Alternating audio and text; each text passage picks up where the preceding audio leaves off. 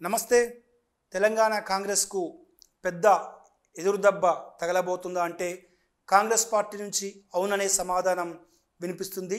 40 ఏళ్ల రాజకీయ జీవితం గడిపినటువంటి జగిత్యాల చెందినటువంటి నాయకులు ప్రస్తుత ఎమ్మెల్సీ జీవన్ రెడ్డి అధిష్టానంపైతో పాటు కాంగ్రెస్ పార్టీ ప్రస్తుత ప్రభుత్వ పెద్దలపై కూడా ఆయన అంటే సీరియస్గా ఆగ్రహంగా ఉన్నారన్న వార్తలు వినిపిస్తున్నాయి. గతంలో తనకు సంబంధం లేకుండా తనకు సమాచారం ఇవ్వకుండా బీఆర్ఎస్లో గెలిచినటువంటి జగిత్యాల ఎమ్మెల్యే అంటే జీవన్ రెడ్డిపై గెలుపొందినటువంటి ఎమ్మెల్యే సంజయ్ని పార్టీలో చేర్చుకున్నారు. అప్పుడు పార్టీలో పెద్ద దుమారమే చెలరేగింది. ఆయన అంటే తన ఎమ్మెల్సీ పదవికి కూడా రాజీనామాకు సిద్ధమయ్యారు. తన అనుచరులతో సమావేశమయ్యారు. తనకు కనీస సమాచారం కూడా ఇవ్వకుండా తన అభిప్రాయాన్ని పరిగణలోకి తీసుకోకుండా ఎలా అక్కడ తనపై గెలిచినటువంటి ఎమ్మెల్యేగా ఉన్న సంజయ్ని ఎలా తీసుకుంటారని కూడా ఆయన ప్రశ్నించారు.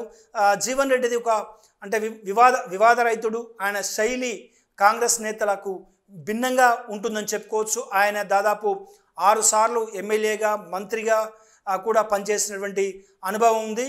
అంటే కేసీఆర్పై కూడా గతంలో ఉమ్మడి రాష్ట్రంలో బైపోల్స్ వచ్చినప్పుడు కేవలం 15,000 ఓట్ల తేడాతో ఓడిపోయినటువంటి చరిత్ర తనకుంది. మొన్నటి ఎన్నికల్లో జగిత్యాల నుంచి జీవన్ రెడ్డి ఓడిపోయినప్పటికి కూడా నిజామాబాద్ నుంచి ఎవరు పోటీ చేయనటువంటి పరిస్థితుల్లో ఆయన నిజామాబాద్ ఎంపీగా కూడా కాంగ్రెస్ పార్టీ నుంచి కంటెస్ట్ చేశారు. అక్కడ కూడా ఆయన ఓడిపోయినటువంటి సందర్భాన్ని చూస్తాం. సో ఆయన ఎప్పుడైతే రాజీనామాకు ఎమ్మెల్సీ విషయంలో సిద్ధమయ్యారో సంజయ్ చేరిక విషయంలో ఎమ్మటే అధిష్టానం కాంగ్రెస్ పార్టీ హైకమాండ్ అలర్ట్ అయింది.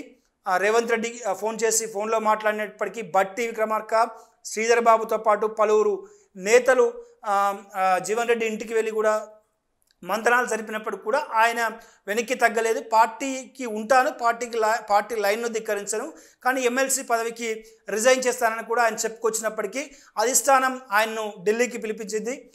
కాంగ్రెస్ హైకమాండ్ పెద్దలు ఏఐసిసి ఇన్ఛార్జ్ దీపాదాస్ మున్షి కావచ్చు, అదేవిధంగా మల్లికార్జున్ ఖర్గే కావచ్చు, పార్టీ ప్రధాన కార్యదర్శి కేసీ వేణుగోపాల్ కావచ్చు, వీళ్ళంతా కూడా ఆయనకు సర్ది చెప్పారు. పార్టీలో సముచిత ప్రాధాన్యం ఖచ్చితంగా ఉంటుంది, ఖచ్చితంగా ఫస్ట్ ప్రియారిటీ జగిత్యాల్లో మీకే ఇస్తామన్న హామీ కూడా ఇవ్వడం జరిగింది. అప్పట్లో ఆయనకు మంత్రివర్గంలో స్థానం కూడా ఇస్తారన్న ప్రచారం కూడా జరిగింది. అయితే దాన్ని జీవన్ రెడ్డి వర్గీయులు ఖండించినప్పటికీ కూడా ఆయనకు ఒక సముచిత స్థానం అయితే పార్టీలో దక్కుతుందని అంతా భావించారు.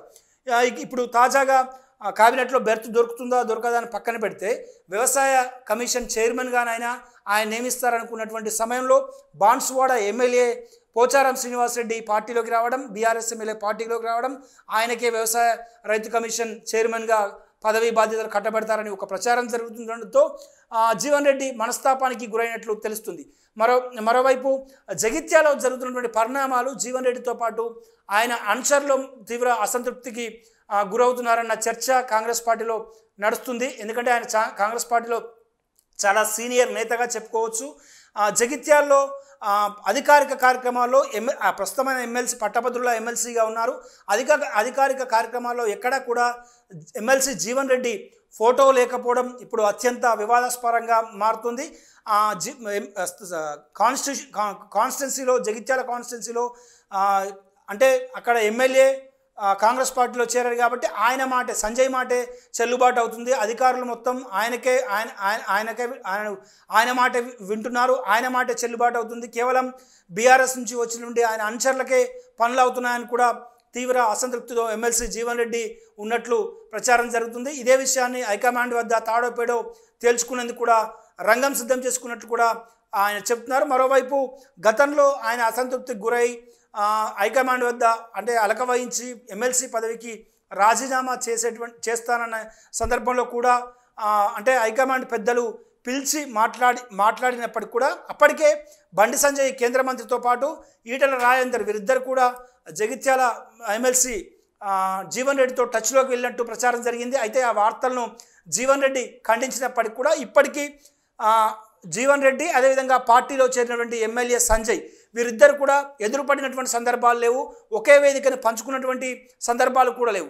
ఇటువంటి టైంలో జీవన్ రెడ్డి తన జీవన్ రెడ్డి అనుచరులను కాదని అదే ఏది కేవలం బీఆర్ఎస్ నుంచి వచ్చినటువంటి నేతలకే ప్రియారిటీ కాంగ్రెస్ ప్రభుత్వ పార్టీ పెద్దలు ఇవ్వడం ఆయన జీర్ణించుకోలేకపోతున్నారు. ప్రధానంగా నామినేటెడ్ పోస్టుల భర్తీ కూడా ఇటీవల జరిగింది. 34 మంది కార్పొరేషన్ల చైర్మన్ల నియామకాలు జరిగాయి. మరొక 20 మంది ఈ వారంలో జరిగేటువంటి అవకాశాలు ఉన్నాయని కాంగ్రెస్ పార్టీ వర్గాలు చెబుతున్నాయి. దీంతో నామినేటెడ్ పోస్టుల భర్తీల విషయంలో కూడా ఎమ్మెల్యే వర్గానికే ప్రియారిటీ ఇస్తున్నారని ఆయన భావిస్తున్నారు. ఢిల్లీ అమెరికా నుంచి ఢిల్లీ అంటే తర్వాత హైదరాబాద్కు చేరుకున్నటువంటి రేవంత్ రెడ్డి ముఖ్యమంత్రి ఎల్లుండి ఢిల్లీ వెళ్ళబోతున్నారు. సో ఈ విషయంలో రేవంత్ రెడ్డి ముఖ్యమంత్రిని ఆయన కలిసేటువంటి అవకాశాలు ఉన్నాయి. ఒకవేళ అక్కడ తనకు జరిగినటువంటి అన్యాయం విషయంలో న్యాయం కనుక జరగకపోతే హైకమాండ్ పెద్దలతో కూడా మాట్లాడేటువంటి అవకాశాలు ఉన్నాయి. సీనియర్ నేతలు బట్టి విక్రమార్క కావచ్చు, అదేవిధంగా శ్రీధర్ బాబు కావచ్చు, పొన్నం ప్రభాకర్ లాంటి నేతలు జీవన్ రెడ్డిని బుజ్జగించేటువంటి పనిలో పడ్డారు. నామినేటెడ్ పోస్టుల భర్తీలో ఖచ్చితంగా ప్రియారిటీ ఇస్తామని కూడా వాళ్ళు హామీ ఇస్తున్నట్లు తెలుస్తుంది. సో మొత్తం మీద ఒకవేళ జీవన్ రెడ్డి కనుక కాంగ్రెస్ పార్టీని వీడితే మాత్రం కాంగ్రెస్ పార్టీకి పెద్ద ఎదురు దెబ్బగానే చెప్పుకోవచ్చు. ఎందుకంటే ఆయన వివాద రహిత వ్యక్తి, అత్యంత సౌమ్యుడిగా జీవన్ రెడ్డికి పేరుంది. జీవన్ రెడ్డిని పార్టీలో అందరూ గౌరవిస్తారు. ఆయనకు పార్టీలో గతం నుంచి కూడా గుర్తింపు ఉంది. సో ప్రస్తుతం జరుగుతున్నటువంటి పరిణామాల నేపథ్యంలో జీవన్ రెడ్డి ఎటువంటి నిర్ణయం తీసుకుంటారన్నది 1-2 రోజుల్లో తేలనుంది.